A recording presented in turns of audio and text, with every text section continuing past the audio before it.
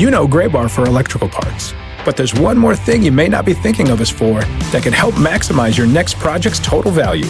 Our pre-project planning services are designed to help you win the bid, save on labor costs, and keep your installers productive across your entire build.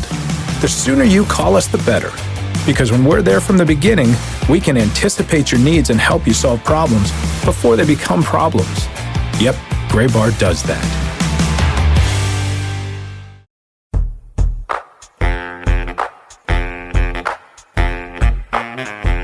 Coming to you live from the city of Peoria's Peoria Ballpark. What is this called? Peoria Stadium? Peoria Sports Complex. That's what it is. The home of the San Diego Padres and the Seattle Mariners.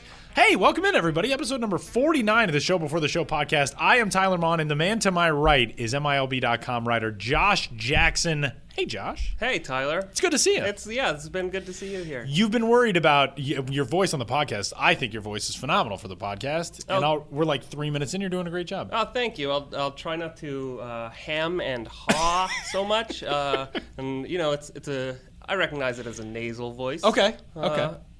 We've had very good conversations about like media ethics. So we've covered a ton of topics. I got here yesterday. You've been here for 2 days. We're recording this on Thursday the 10th. But yeah, we've already covered like the whole gamut. But no, I think we're off to a rocking start for episode number 49. I think so, yeah. Welcome. Good work so far.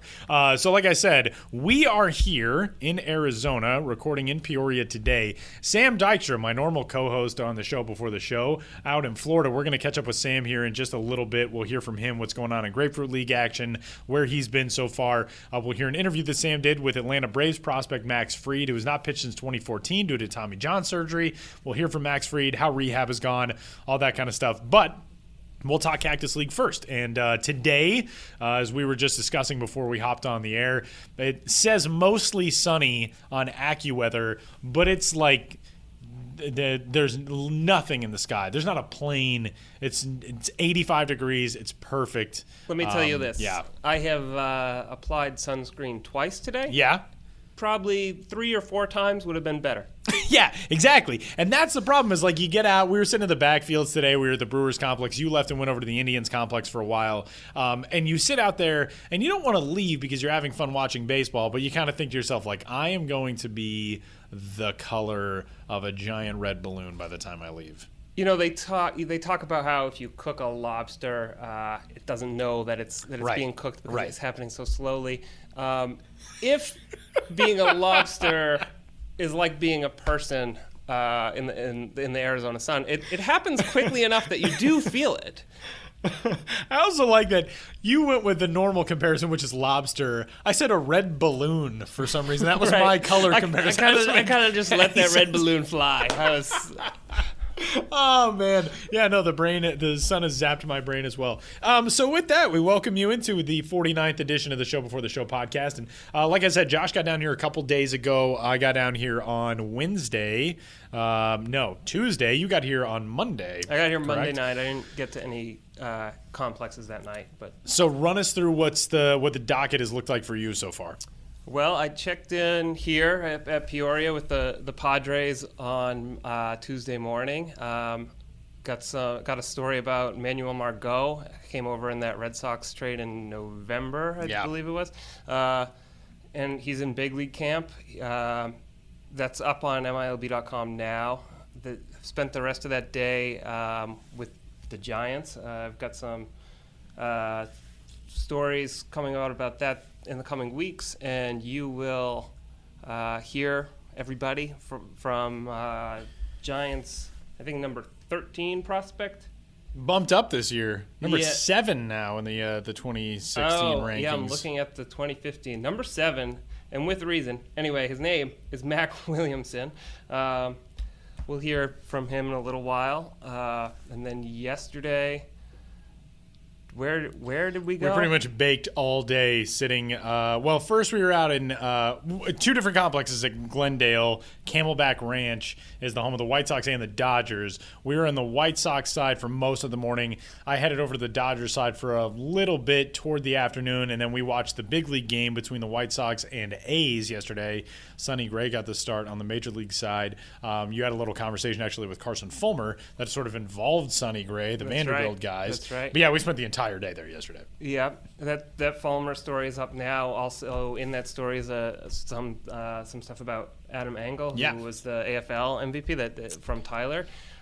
Fulmer, he didn't do so great against the Royals in his first spring training start. He went against them today and did a little bit better. I think I saw one run on two innings, but looked better from those numbers. In White Sox camp too, I was in those backfields. I was watching their number 3 prospect, Trey Michalczewski, I think is how it's pronounced. I was gonna let you say it. I was watching him, take some cuts in a simulated game against, I think, Luis Martinez, his 6'6" right-hander in the White Sox system. Really lanky, tall kid.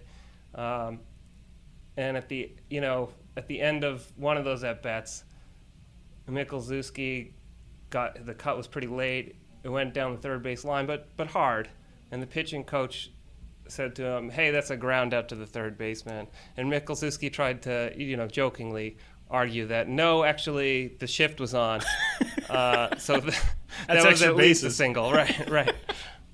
So it's been cool. I mean, we got a chance to see them yesterday. I got a little bit of Dodgers work yesterday as well. Dodgers, so many of those prospects are up in Major League camp right now. They were on the road yesterday, so I didn't get to see, Julio Urias or some of the big names there, Jose De Leon. But that was cool yesterday. Today, again, recording on Thursday, we were at Brewers camp in the morning. Brewers had a really interesting camp day today, and I spent the day there. You headed over to Indians camp, so let's talk about that a little bit first. What was the mood like? Who's hanging around at Indians camp today? Well, I got mostly guys in the minor league side of Indians camp, and they have some exciting prospects. I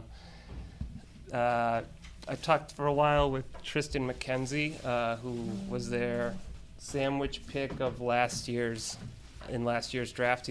I think he's 19 now. He's a big, tall, lanky pitcher kid. Isn't it amazing how big some dude? Like, we both interviewed 19-year-olds today who were gigantic human beings. Right. I was not. Yeah, no. I'm still not. I was the same size that I have seemingly always been, from my perspective. Josh was born at 6 feet tall. I think 5'11". I think you're being generous, and I appreciate that. It was good over at Indians camp. I did talk to Mike Clevenger for a while on the big league side. He's a pitcher who put up some phenomenal numbers in Double-A last year, formerly with the Angels, and since he came over to the Cleveland system, I think the words he used were that they totally broke down his delivery, and I was under the impression that he was undoing some tweaks he'd made since turning pro, but really he said they were starting from scratch, and that's helped him to get really good results. He's the number 7 Indians prospect, and like you said last year, a really good time at Double-A, made it up to Triple-A Columbus. I always find that fascinating, especially with guys in new organizations. What it means for them as players, the way they're developed in a system versus what they were in before. We're going to hear from some guys who have gone through that trade process coming up a little bit later on in the show today. Again, Max Fried will join Sam from Florida. I'll talk a little bit with Jacob Nottingham from Brewers camp today. Brewers camp was interesting because it was so varied what everybody was doing today. The major league guys were there. They had a game today playing against the Giants. The Giants are following us around, or the Bay Area teams are following us around. Yesterday was the A's. Today is the Giants. But on the minor league side, guys were doing work. I mean, stretching, throwing, infield, outfield, taking BP, doing their drills, whatever it is. But in addition to that, and this is another interview we're going to hear a little bit later on, the Czech Republic's World Baseball Classic team is here in Arizona training and getting set for their qualifier, which will be be coming up in just about a week from now in Mexicali, Mexico. They're playing in the group against a handful of good teams, one of which is Mexico. And so getting some experience right now heading into the qualifying round, which is something that is very beneficial, especially for where they're playing and who they're playing against, because they're playing against a really, really quality group of Brewers prospects. So we'll hear from a guy who not a whole lot of people would have expected to hear this name on this episode of the podcast, but Trot Nixon, of all people. Trot Nixon is actually working right now as a bench coach for that Czech Republic team. So we'll hear from Trot Nixon coming up in just a little bit. That pool, by the way, is Mexico, the Czech Republic, Germany, and Nicaragua. Those are the 4 teams. Mexico, surprisingly, did not win a game in the 2013 WBC, so they've got to go through the qualifying round. They get to try to do it at home, but we'll hear from Trot Nixon as to what it's been like being around this Czech Republic team, how he got involved, etc., going into a game that they played today, their first matchup of some exhibition slates against some minor league prospects here before they head to Mexico for the WBC qualifier. But also today, got a chance to check up with Demi Orumaloye.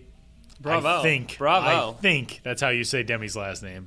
And that's up on MILB.com by the time you're listening to this podcast as well. Demi, last year, 4th-round pick of the Brewers. Fantastic athlete. Again, 19, hulking. He's like 6'4", 225. Very impressive athlete.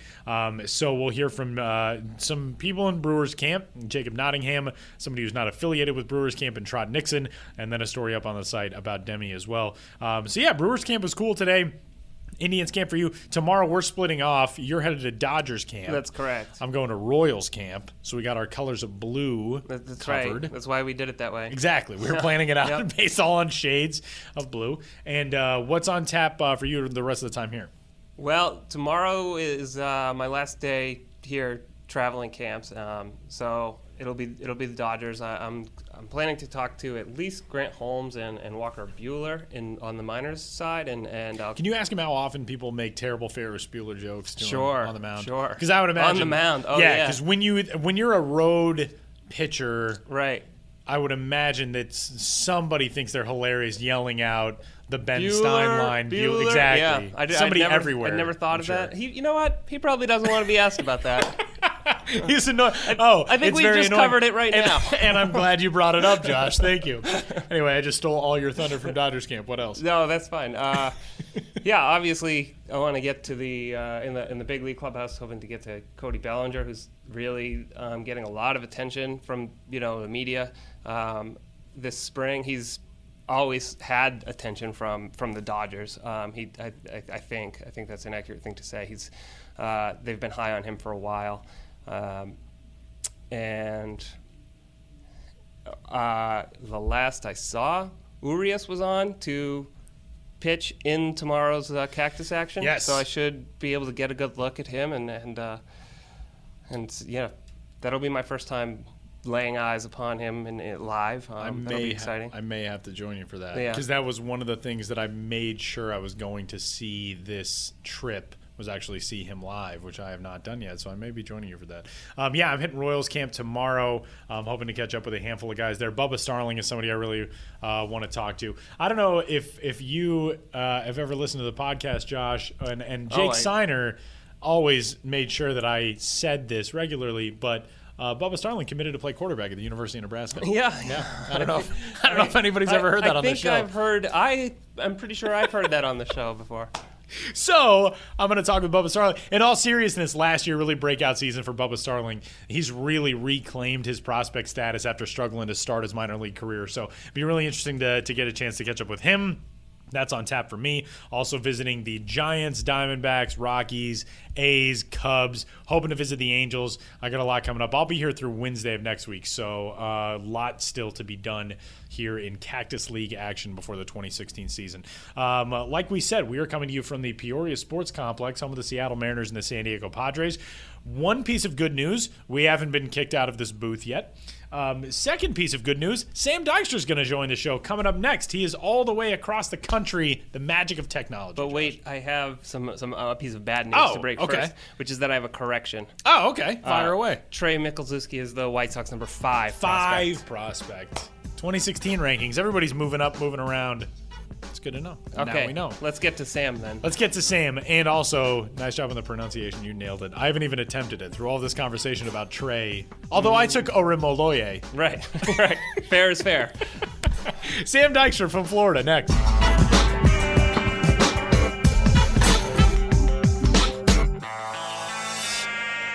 Moving along in our spring training extravaganza, the Show Before the Show podcast, episode number 49, and we welcome in the other voice you normally hear on the Show Before the Show podcast, which will sound different coming via a phone line from, where are you in Florida right now, Sam Dykstra? I honestly don't know. I'm somewhere in Central Florida between Port St. Lucie and Tampa. Okay. I wish I could give you specifics other than I'm in a Publix parking lot. A Publix parking lot? Okay. Yeah, next to a small pond and a palm tree. So it literally could be anywhere in Florida. But, I was going to say, I think you just described the entire South, basically. A Publix, a small pond, and a palm tree. Sam, what's going on? I'm trying to capture the nature of the thing. Yeah.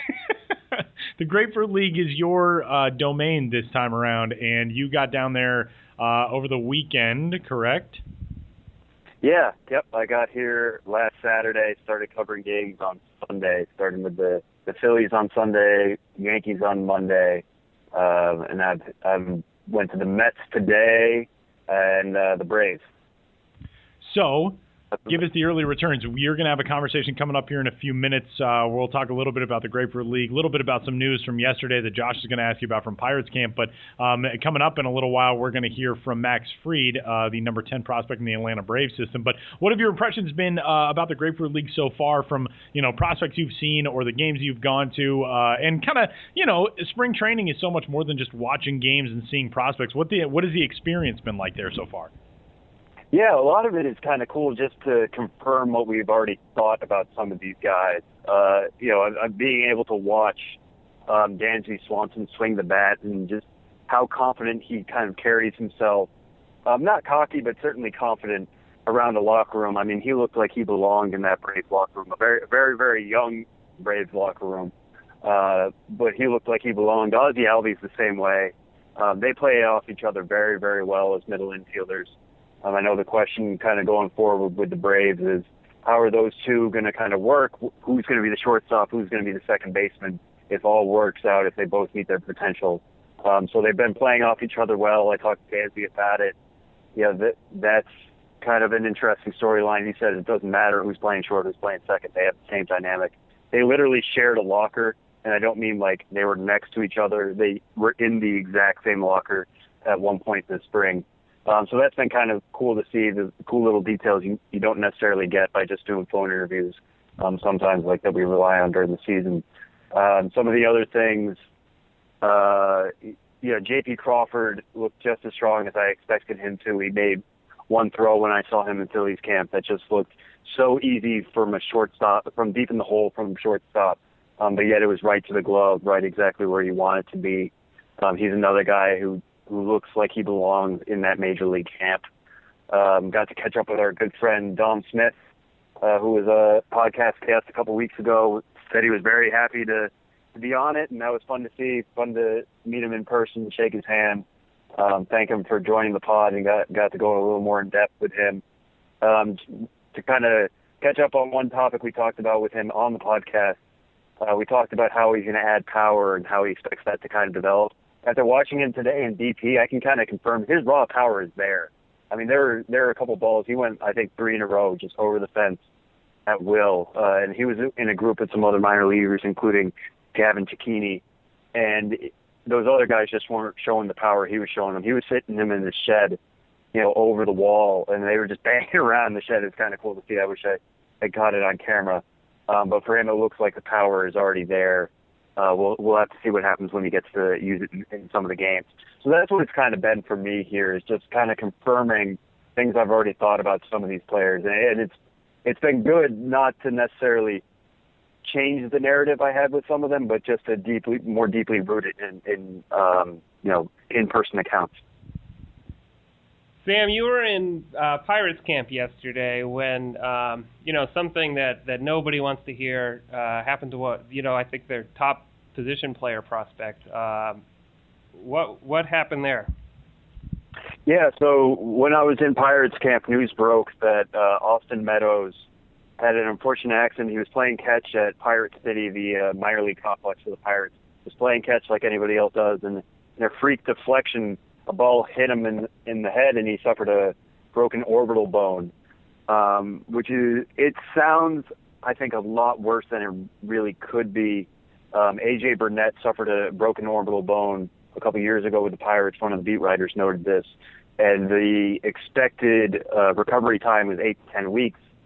He actually came back in 6. Not saying, everybody is different on timetables. Nobody will know Meadows' actual timetable until he goes back to the doctors in Pittsburgh and he's going to get examined there.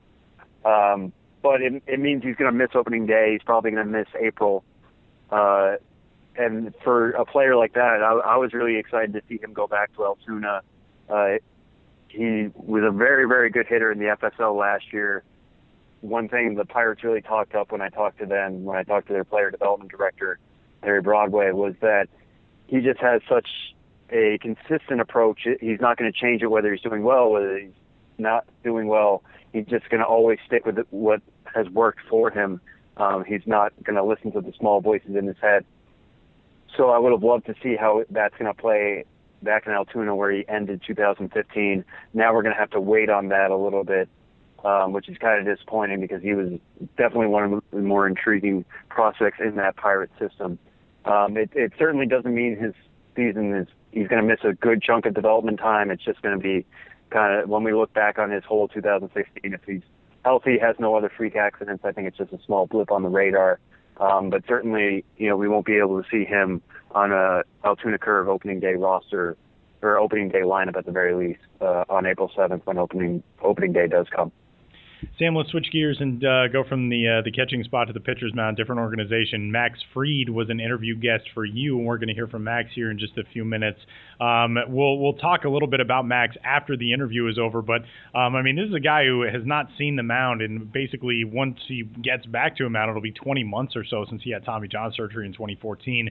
Kind of gets forgotten about in that Brave system because there's so much talent there right now. Yeah, that's what happens is that he was acquired kind of before. He talked about this in the interview that everybody's about to hear. He was acquired before the Braves really went into their rebuild. So he's kind of been able to see it happen slowly. But he hasn't been able to pitch yet in the Braves uniform. The last time he pitched, like you said, was with Class A Fort Wayne in the Padres system. So he's just been kind of waiting this out, just waiting to get in that first Braves uniform. And now that he will pitch, he's ready to go, for April. He's all set. That rehab process is complete. He says he feels good. He's ready. You certainly can't blame him. It's kind of his elbow is probably like a sleeping giant right now, just waiting to be, put to use. But now he's just another piece of that puzzle. And I think once he shows his health, he could be one of the most interesting parts of that puzzle. He's one of their top pitching prospects, but they have so many of those right now that he does, like you said, he does get kind of lost in the shuffle.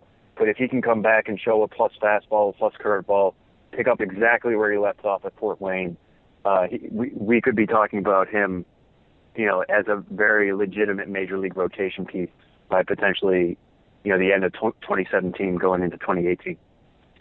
Sam Dykstra caught up with Max Fried at Braves camp in Florida and asked Max how the rehab process has been going since Tommy John surgery in 2014. Amazing. I feel great. It's the first time I felt normal in a couple of years now. So back finally off of rehab, integrated with all the other guys in the spring training groups and just ready to kind of get things started and break with the team. Mm-hmm. And so you're fully doing everything, no limitations, something like that?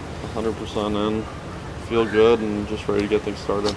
And what was that rehab process like? I know missing an entire season is not fun at all. Long and tedious. Yeah. I'm about 20 months out right now, so we're going to be about maybe 21 probably about 20 before I get back into like a game and spring training and stuff. So it's a long time. Mm-hmm. Spent a good part of the year. Spent 10 months here in Orlando, just rehabbing and kind of just taking it day to day, every morning coming in, just getting your work in rehab, kind of separated, and really just to get back to where I'm at now. Mm-hmm. It was long and hard, but it was definitely worth it. Mm-hmm. And kind of going from the Padres to the Braves, and then you just kind of have to sit back and watch the Braves system. How did you kind of analyze it? What was it like to be in the Braves system, especially now with, like I said, so many pitching prospects? Well, definitely. I mean, I was kind of at the beginning of it, obviously, with right after the Hayward trade with getting Shelby and Tyrell.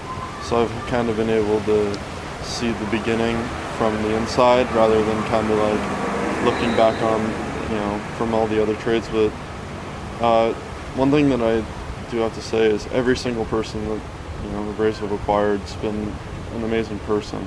Everyone here is really genuine, nice, down to earth, humble, respectful, and it's really a testament to what we're trying to do here with the Braves way, and, being professional and doing things the right way. So to be able to be a part of that and also now be able to play and represent kind of the Braves organization is something I'm really looking forward to. And anybody you've been connecting with in particular, is there like a group of you guys who are just kind of growing up together? Or? I mean,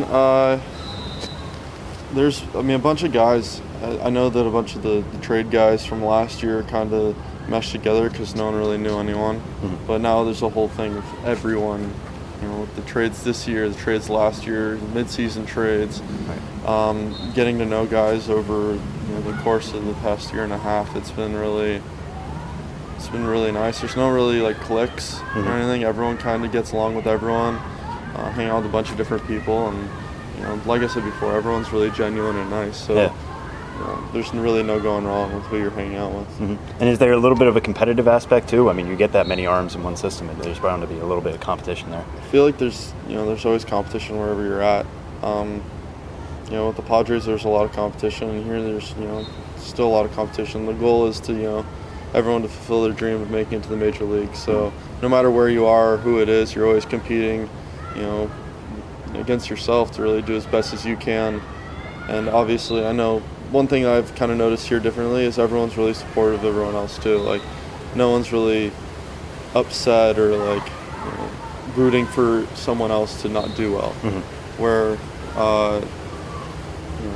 it's really encouraging because I know I want those guys to go out there and do well, and because eventually the plan is for everyone to come up and be teammates in the major leagues, and that's where everyone wants to win. Yeah.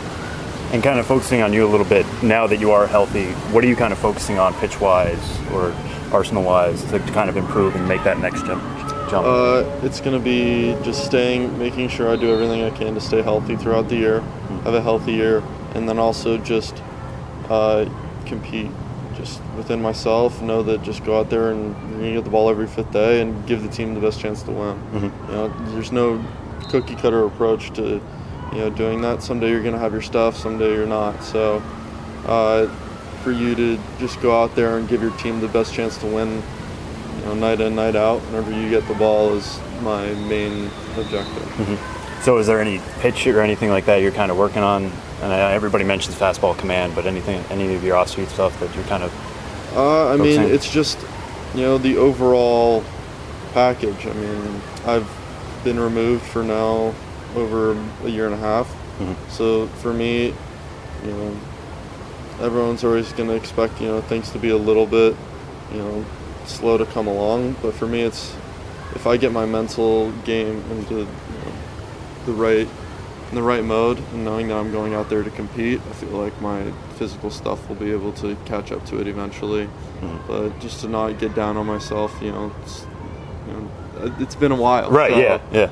Just to be able to go out there, compete, and just trust that my stuff will come along with it, that's my main objective for the year. And just going back to the rehab process, I mean, so many people have gone through that now. Is there anybody you were leaning on just to kind of talk you through it? Well, Lucas is my best friend. Right, yeah. So I talk to Lucas a lot. I talk to him basically on a daily basis. He's been a very big person to talk to because obviously I saw and supported him through his process.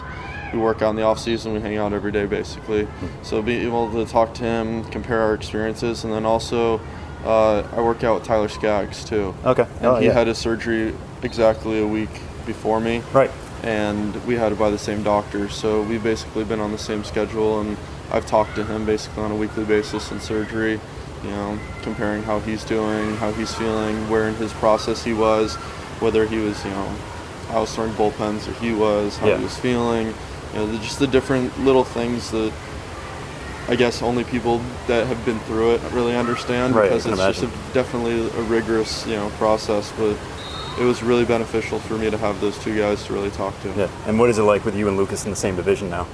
I haven't played him yet, but I know the last time that I'm excited to face him hitting again, because the last time I faced him, he broke my nose. In high school, yeah. Oh man, that's the last time I ever faced him. Does he ever apologize for that? Or he was really upset. Okay. He was sad, but the last time I faced him, he broke my nose, and ever since I haven't done anything. So nice. All right. Well, thanks, Max. Max Fried on Twitter. He is at Max Fried, FRID 32. By the way, if you Google Max Fried, the first suggestion that comes up is Max Fried Chicken. So that's a way to remember how his last name is spelled. I don't know if there actually is a place called Max Fried Chicken.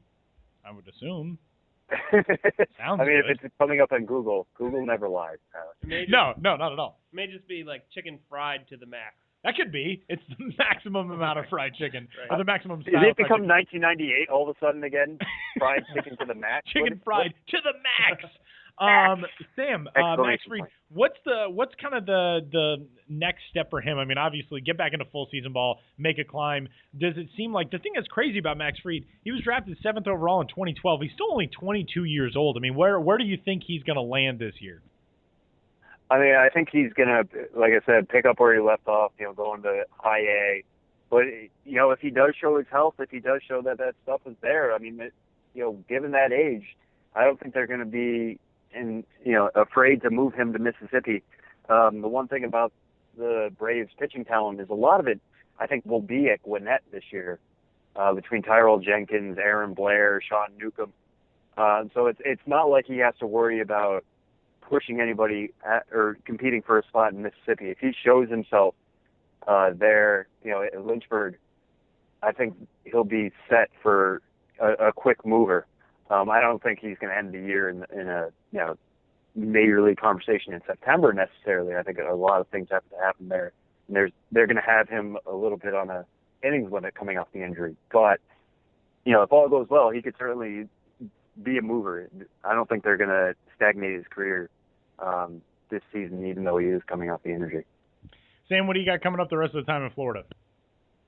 So tomorrow I'm headed to Astros camp in Kissimmee, and then the next 2 days after that I'm making separate trips down to Fort Myers, one to see the Red Sox, one to see the Twins. I'm really excited to see down at Red Sox camp Yohan Moncada. I actually caught him at the Pirates game yesterday. He was the starting second baseman for the Red Sox. A couple of Red Sox beat writers were saying they can't remember the last time a guy who's not even a non-roster invite got a Grapefruit League start this early. So the Red Sox are obviously high on him. I'm going to kind of be focusing a little bit on what could be a very, very talented Class A advanced Salem team. Part of that took a hit, obviously, with the Michael Kopech injury, the unfortunate incident in which he, broke a bone in his hand in an altercation with a teammate. So that Salem team loses its luster a little bit. But between Moncada and Devers and potentially Mauricio Dubon, and I'm going to be interested to find out what they plan to do with Andrew Benintendi. Maybe they start him in Salem. Maybe they even bump him up to Portland. I'll find out when I go there. But yeah, a lot of interesting storylines. Tons going on there in Twins camp, as we know, with Jose Barrios and Byron Bucks looking major league ready, as well as our podcast Brad and Max Kepler. And the Astros, they were our farm system of the year last year, so there'll be lots of bumping going on when I show up there tomorrow. He is the one and only Sam Dykstra. You can find him on Twitter. He is at Sam Dykstra, MILB, and follow him there because a lot of good stuff coming out of Florida this week and into next week. We'll continue reaping the benefits of this Florida trip. Be safe, man. We'll talk to you back in the offices next week. Yeah, I'll be safely back in New York next week, and we won't be doing this over phone anymore in a Publix. There are no Publix anymore. Yeah, enjoy Publix. That's the most important lesson that comes out of all of this. Enjoy Publix. I haven't been inside. Do I have to go inside now? Yeah, I think you have to go. I think you're legally obligated to go buy sweet tea. Oh, okay. Or in Florida, maybe something made out of gator. Yeah, I saw gator jerky on my way here. Oh, God. Okay, sweet tea and gator jerky, and that'll be the entire that'll be the entire 50th episode. We'll just break down various foodstuffs from our spring training trip. Fair enough. I'll do some research. All right, man. We'll do it next week. Talk to you then. All right. Talk to you then.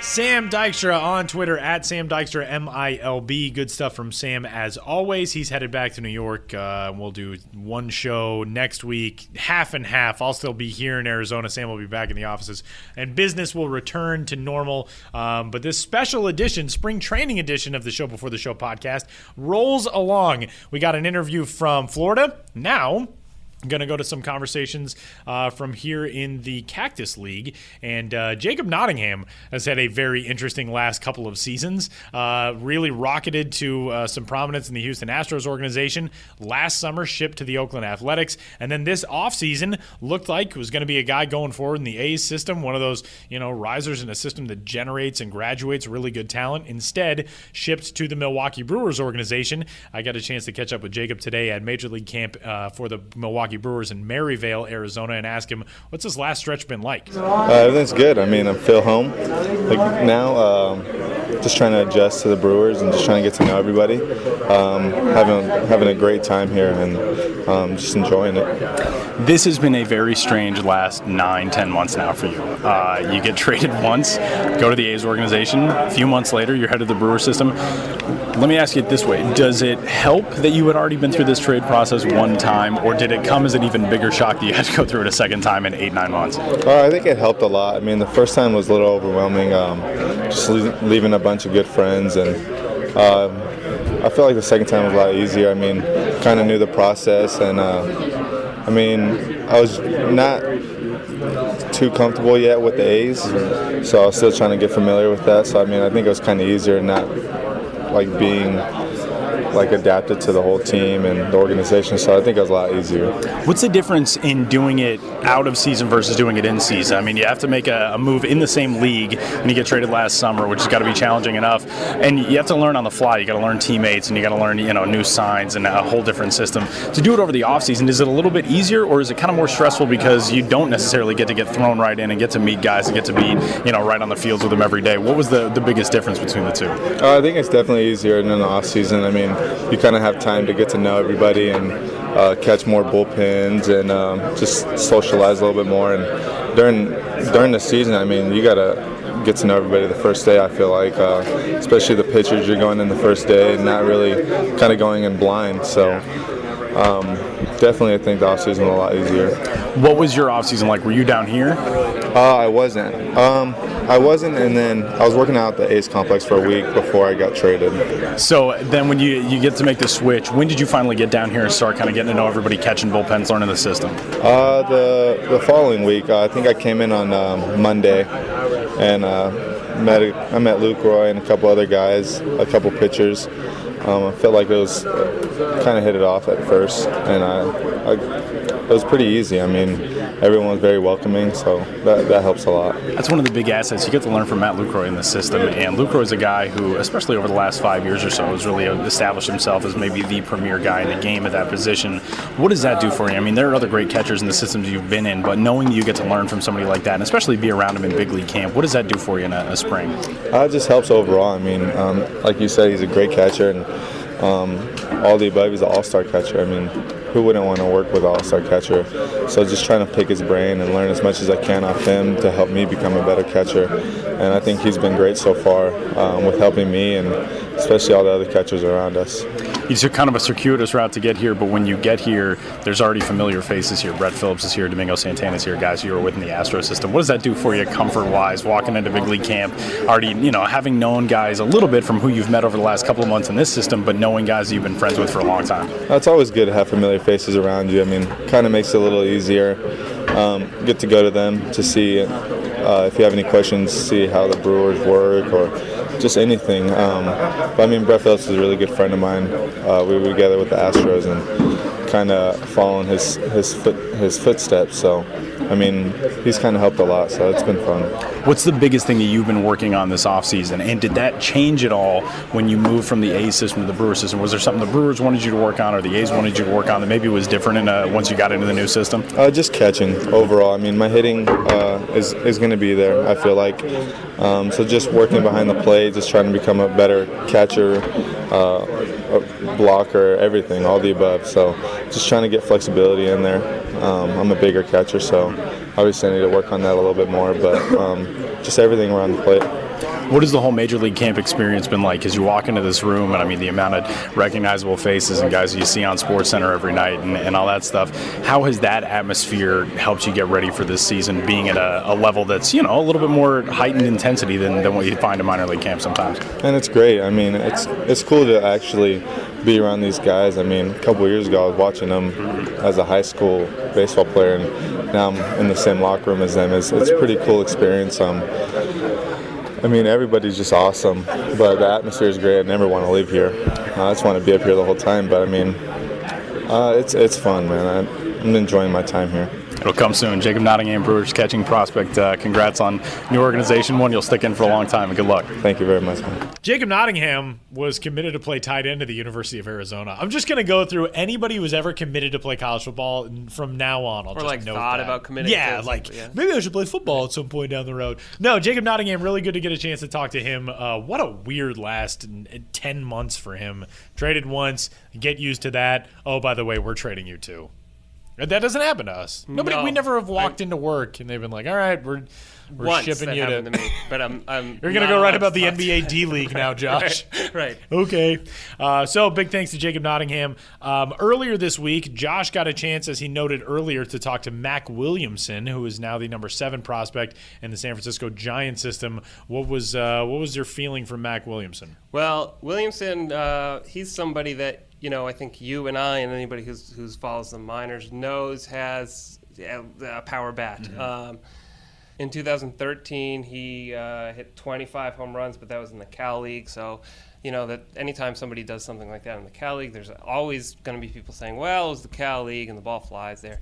Last year, he comes out and he hits 13 across the Eastern League, which is not a very home run friendly kind of place. And then also 8 of those, though, coming in the PCL against AAA pitching. And then he's got had two already by Tuesday in spring training. Hasn't hit any since, but I think he had an RBI today. So I just wanted to catch up with him and see what this big league camp has been like for him so far. It's been great so far. A lot of energy coming in with the acquisitions we made this offseason. A lot of focus after last year, falling short of the playoffs. Everybody's really hungry to get back to where they were in 2014. So it's just been a really good camp so far. For you personally, you've been in several camps, right? Yeah, several big league camps. Me. Yeah.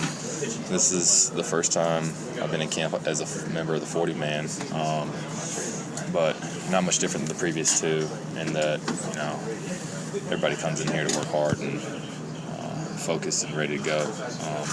From the off season, I think organization does a good job of making sure the guys are, have what they need to do what they need to do in the off season to be prepared for spring training, and this year's no different. Everybody's been on top of their game, and personally, I feel like I've made some good strides last year, made some good strides this off season, and I'm feeling good about where I am at this point in the season. Is there anything particular in terms of your game or mental approach or anything that you're really sort of focused on this camp, or is it just getting in those at-bats against this pitching? I think that, obviously missing 2014, getting as many at-bats as possible, whether it's in spring training or in the season, is key to continuing to get better. But I made some changes in my swing this offseason that have really, kind of helped me be more consistent thus far. Hoping to continue that consistency. I mean, that's the name of the game. So I think that, the mental side, we can never be, do a good enough job of focusing on the mental side. So that's definitely something I'll continue to try to get better at as the season goes on. Do you feel, having been through a few big league camps before and up in the big leagues in September, do you feel like you are in a position where you can help some younger guys adjust to their first big league camps? Or I'm open for any of the younger guys. I have a good relationship with a lot of younger guys that are here. Aramis Garcia, the catcher, he was at big league camp last year. He lives with us. Arroyo, I've known since he got drafted. We were in fall league together. Some of the pitchers I played with in San Jose, and so I know just about everybody here. I knew them before, and if there's any questions that they have, they always feel free to come ask. But I think it's beneficial for them to ask some of the guys that have a little more experience than I do. So does that feel mostly like the same kind of relationship you've had with them all along? Yeah, they may feel a little more comfortable coming to me. Right. But I don't know everything. I think it's for them to go to Buster and ask him a question would be far more valuable than me if they had the courage to do that, which they do. And Buster's very approachable. So everyone around here wants to win and wants the team to do as good as they can. Whoever's on the team. So I think everybody's pretty approachable and coachable. Yeah, I know. Obviously these games are only exhibition games, but to hit the home runs you've hit, is that about as much fun as you've had? Running around the bases. Yeah, and it's fun anytime you do well. Obviously, and the team does well, it's fun. But like I said the other day, I understand. I'm realistic about where everyone is at this point in the season, at this point in spring training. Pitchers are working on pitches, working on timing, working on a lot of stuff, and they're far from where they're going to be here in a month or two. So I don't read too much into it. I'm happy with being able to match where they are in their progression as to where I am in my progression. I hope to continue to get better as spring training goes along, get more comfortable, and heading into the season just like they do. But I'm not gloating over the fact they had 2 home runs. I think it's definitely really cool, but it's nose of the grindstone the next day because this game will humble you real quickly. Yeah. You can come out the next day and get 3 strikeouts. So. Especially at this point in the season when it really doesn't mean anything, I think it's important to wash it and come the next day ready to work and continue to stick to your routine and try to get better. Is there anybody here you've been picking up some stuff from, either like especially on the coaching staff or teammate-wise? The coaching staff, Bam and Damon Miner, who's going to be the AAA hitting coach, and Andy Skills, who's the minor league hitting coordinator, and all those guys have really had their input and helped me out along the way so far the last few weeks. Spent a lot of time, as you may know, and as a lot of people know, with Duffy this off season working with him. Obviously, he had a phenomenal year last year, and really impressed a lot of people, opened a lot of eyes with what he was able to do and show off his talent. So working with him was pretty special, and trying to take some of the mechanical stuff we worked on as well as the mental approach we talk about, try to take that, carry it over to my game. There's a lot of people that have helped me to this point and continue to help. So it's been pretty cool. I guess lastly, are you guys pumped up about an even year? Is that something you guys are talking about? I wouldn't say we're talking about it. The media talks about it a lot. Yeah. I think every time that we set foot on the field, we want to win a game. I don't think that we think it's an odd year, we're not going to win.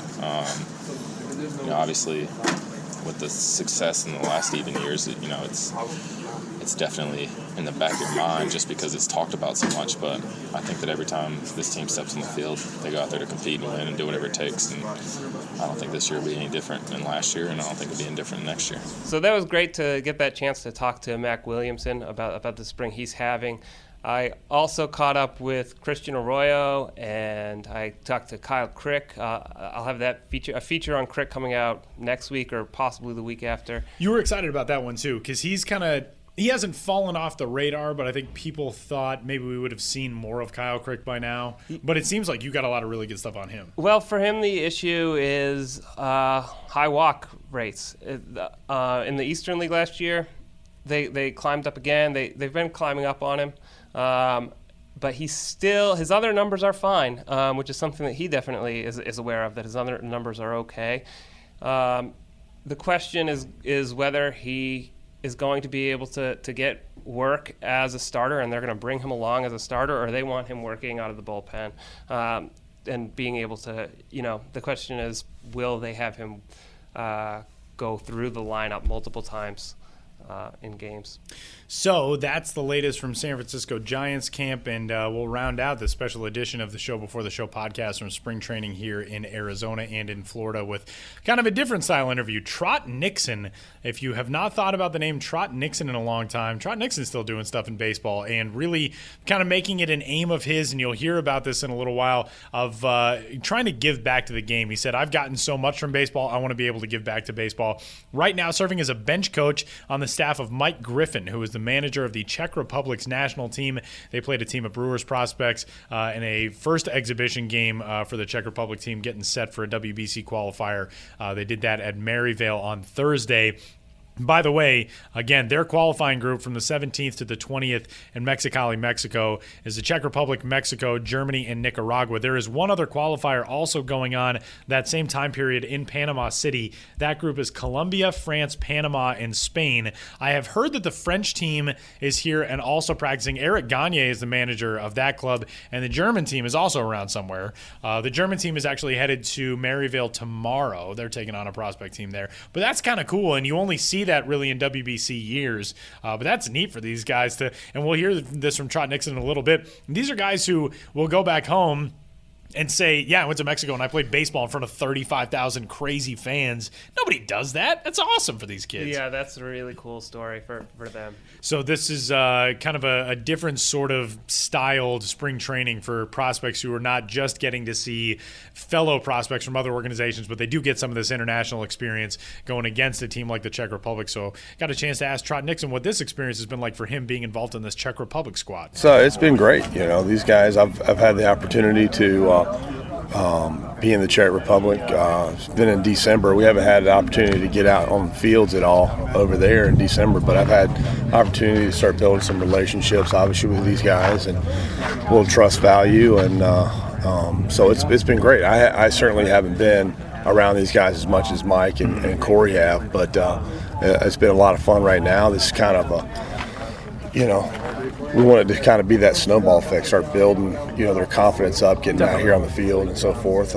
Looking forward to see how they look today and where we can improve on. I mean, obviously, this is a building process for us today. Step one, 2 days off of getting off of a plane. And yesterday, was first time being out here in the high sky. So it's going to be exciting. And, hopefully they can lean on me with anything, pressure situations. These guys, they know what they have to do. Mm-hmm. It's just a matter of getting themselves prepared physically, and then obviously towards later in the week getting prepared.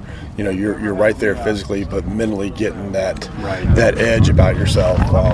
Because we'll go down into the Lions' Den down in Mexico, and nothing better than to go down and play the top seed and show what we've done to this point, and hopefully good things happen for us down there. But we know what the percentages are, and nothing like being backed into a corner, got to fight your way out. So that's what these guys are about, and hopefully we continue to invest in them day by day. And the big thing too, they need to enjoy the moment, enjoy the whole process. And I know they'll have the European Nationals. I don't know if I'll be over there with them or not, but that's another big qualifier for them. Moving forward to possible Olympic opportunities. But it's been great. We got some guys who have played over here in the States before, and some that have not, but they're eager. And I think what we'd really like to do is start getting the Baseball Federation over in the Czech, get them behind them, so where they can start training like some of the professional athletes we have over here, or even like professional athletes in other countries. They just can't do that. These guys are working 9 to 5s or 9 to 9s. Yeah. Then it's asking a lot of them to say, hey, you need to go get your workout in, you need to get some swings in, you get your arm in shape. So that's difficult. And, some minor league guys know about that, know that whole routine. But it's difficult, especially it's a little bit easier over here, too, because if you do have to work a job, you can live in a climate pretty much that is conducive for working out. These guys not, man. These guys come straight out of the snow. So, but it's fun. They enjoy being here, but they know why they're here, and we don't have to remind them. and they got a little chip on their shoulder, and that's what they need to have. How'd this opportunity come about for you to be involved with them? I think it's just going over with Purpose-Driven Baseball, Jay Stott's organization. Mike works with it, obviously, to kind of invest in people's lives, both baseball-wise and spiritually-wise. And I have a personal relationship with Jesus Christ, and going over there, get to express that relationship, but also using the platform of baseball to help them. And I think just more and more going over there, building the right relationships with people, it gave us the opportunity to be able to be a part of their national team, work with a few of them here and there, and then obviously started building, started working more and more with them. And, by the past couple of years, we've had the entire Mike's been taking control of the team, and and he asked me to help out in any way, shape, or form, and I told him, I said, I'll do whatever I can. I mean, I'm used to coaching kids from 8-year-olds up to 14-year-olds, so a little bit different. But once you get back out here on the field, things start to come back to you. The experiences that I've had, and what I've done in certain situations that I feel like that helped me put me in a successful position. So you just kind of pass that along, and the game has been tremendously great to me, and so it's time, and it has been time since I stopped playing to give back. I've been doing that at the youth level, and get the opportunity to do it here at a much higher level. When you look at a game like you'll see today from these guys, I was talking with Mike about it a minute ago, what can you tell in a setting like this where they're going to go against really good competition? There's a lot of really good prospects on that roster, but they get to knock the rust off of not only travel, but like you said, not being able to work out and be outside with the weather over there. What can you tell? I mean, Mike mentioned some position player battles. Is it kind of just getting a feel for what these guys look like when it's live action? Yeah, I think that's the biggest thing. You learn a lot from what guys look like in the heat of the moment, in certain situations that you may come into, live pitching, things that will help prepare us for going down to Mexico. Now, granted, we're not going to have 30,000 fans out here, but, I think these guys are disciplined enough and have been in enough situations where they focus and say, hey, look, it's all between the lines. We're not worried about anything else out there. And what I like for them to do is just simplify the game as much as possible. Go out there, see the ball, put the bat on it, make the plays. Don't put any added pressure on yourself. And when you start doing that, then anybody is going to make the game much harder than it really is. I mean, it's not an easy game anyway, but when you start adding on some demands onto yourself and need to do this and do that, makes it tough. So going live is important for us. We have a short window right now, and they know that these guys they're not going to be kicking it around most of the time, and they're going to have good pitchers that come up there and toe the rubber. But our guys are excited, and they're certainly not shy about the moment, and they respect those guys. We respect every team that we play. That's the big thing. We respect them, understand that they know how to play the game. They play it the right way, the way it should be played, and that's what we want here. There's a certain way about going about doing things in baseball. Dave Roberts and I talked about it the other day. Let's do things the right way, and not just try to reinvent something, not try to cut any corners. They're not going to do that. We don't need to do that. We need to get in the habit of, making that important for these guys moving forward. This isn't a make or break situation for us right here. This is a great opportunity that the Brewers are giving us to go out there and play the game, give us some live looks, obviously, and it'll be fun. It'll be good to see. I mean, we don't expect much out of them because it's been, like I said, a couple of days. It's still all new out here. It's a completely different when you're obviously inside coming to the outdoor, especially out here in Phoenix. So, but it should be fun, and we'll learn here on the field, and we'll continue to build that throughout the rest of the week. Try last thing for you. This is something so cool and so unique for these guys. And I mean, you got a World Series ring and have played, in front of the biggest crowds in Major League Baseball. But for these kids, I mean, they're going to get to go home to a place where baseball is bigger in the Czech Republic, I think, than the average American probably realizes. Yeah. But it's not on the same par as a lot of other sports over there. And now they're going to get to go down and play in front of 30, 40,000 loud fans. I mean, playing in Mexico, playing in Latin America is a whole different ballgame. How exciting is that for these kids? How fired up are these guys to go get that experience that nobody else gets? Yeah, I think they it's like, for us in spring training. You know, like, yeah, you know, it's exciting and kind of Groundhog Day kind of starts to wear on you. But then it's that first game of the season, and this, you know, all of a sudden your engine starts to rev up a little bit. These guys are kind of working to that mode. So I guarantee you, once we get to the first of next week, we play Sunday and Monday, and then all of a sudden we board that bus to go to Mexico. These guys are going to be fired up. That's why I don't even want 2 days off. I want to jump right in the boat, maybe have 1 day just to check out the field and the surroundings, and let's get after it. But that mindset will start to grow. I think obviously these guys are excited about the opportunity, but what I want them to do is focus on the little things that are going to help them be better ball players day after day, learn from it. They can go out here and we can watch them do certain things out there and learn from it, you know, and then learn a lot about ourselves too in certain situations, what we want to try to achieve. To put us in a position that we can have some success. I mean, we're going to have to do some things, you know, maybe a little bit out of the ordinary, but, you know, we need to make plays, and it starts right now, you know, and depending on whatever we do now, let's get a little bit better tomorrow and then the next day, so that when it's time to board that bus and we go to Mexico, we're ready to go. So big thanks to Trot Nixon. That was just so random. You and I were standing there, like, waiting for prospects to come out, and I was like, why are all these guys carrying bags with Czech Republic flags on them? Oh, the Czech Republic team is here.